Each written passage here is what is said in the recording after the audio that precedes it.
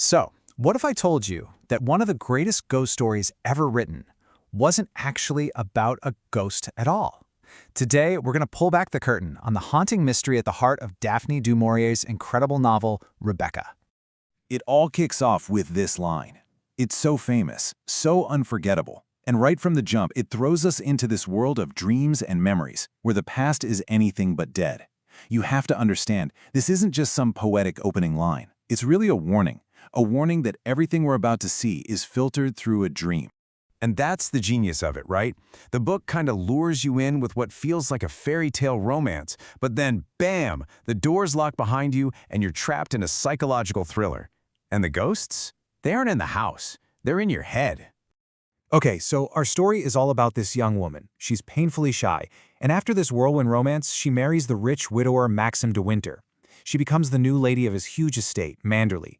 But the second she sets foot in the door, she realizes she's not the first.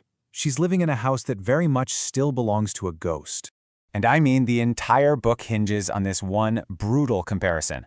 On one side, you've got our narrator. She's young, she's insecure, she's just desperate to fit in. And on the other side, the ghost of Rebecca, the first wife, who is beautiful, confident, and apparently loved by absolutely everyone. It's so intense, you start to wonder, are they even two different people? Or are they two sides of the same person just at war with each other? And get this isn't us just interpreting things. These are her own words. That's how deep her feeling of inadequacy goes. She talks about her own desperate chaudhry.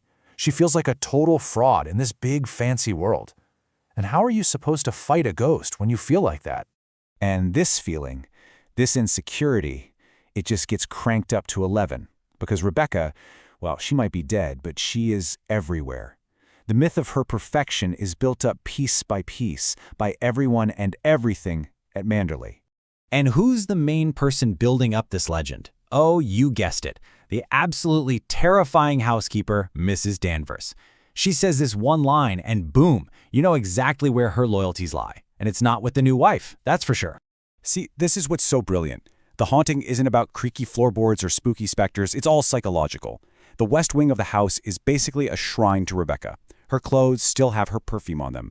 Even a little handkerchief with her initial on it feels like this powerful relic. It's all a constant, crushing reminder of the woman our narrator feels she can never live up to.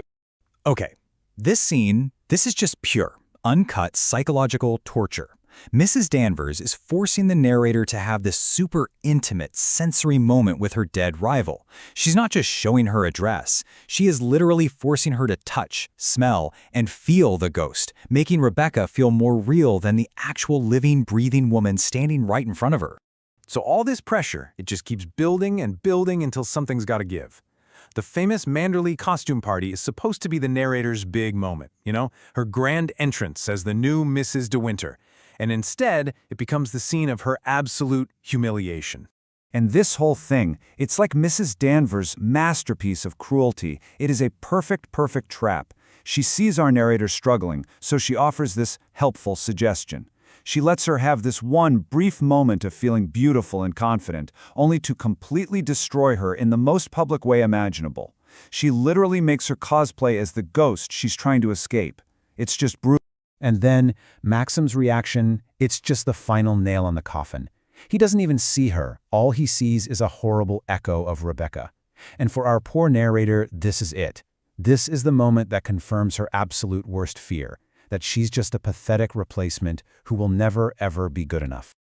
But, right when you think it can't get any worse, when our narrator is at her absolute lowest, the entire story just flips on its head. In this moment of total crisis, the truth that's been poisoning Manderley from the start finally comes out. And it all starts with this one line from Maxim. This is the first little crack in the perfect myth of Rebecca. He says this with so much venom. He's not talking about a wife he misses, he's talking about an enemy. And just like that, the whole illusion just shatters. The Rebecca that everyone worshipped, the perfect hostess, the perfect wife, it was all a lie, a total act. Because the truth that Maxim finally reveals is that Rebecca was this cruel, manipulative woman who was hated by the very man who was supposed to be mourning her. And then we get the biggest reveal of all. Rebecca didn't just drown in some tragic accident. Nope, during a huge fight, Maxim shot her and then sank her body and her boat out in the bay. Her perfect death was a lie, just like her perfect life. So Manderley, it's not haunted by a ghost, it's haunted by a murder. But here's the thing, Rebecca's murder, that isn't the only secret hiding in the walls of Manderley. To really get where this story of obsession and identity comes from, you have to look at the author herself, Daphne du Maurier. You know, du Maurier herself called her own house a house of secrets, and you can totally see that in the book. She was a really private person who was wrestling with her own identity, and she basically poured all of that internal struggle right into her two main characters. And when you dig into it, you see this fascinating psychological split. Remember how we said it felt like they were two halves of the same person? Well, the shy, awkward narrator, that was one side of du Maurier. But the bold, independent, fearless Rebecca, that was the other side. Maybe the person she secretly wished she could be. So the two Mrs. De Winters, at the end of the day, they're really just two halves of the same, very complex woman. Which brings us back to the big haunting question, doesn't it? The book is called Rebecca, but we never actually meet her. We never hear her speak. She's just a collection of memories in other people's heads. So who's the real ghost in this story?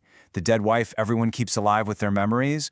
Or the living wife who feels so completely invisible she might as well be a ghost herself?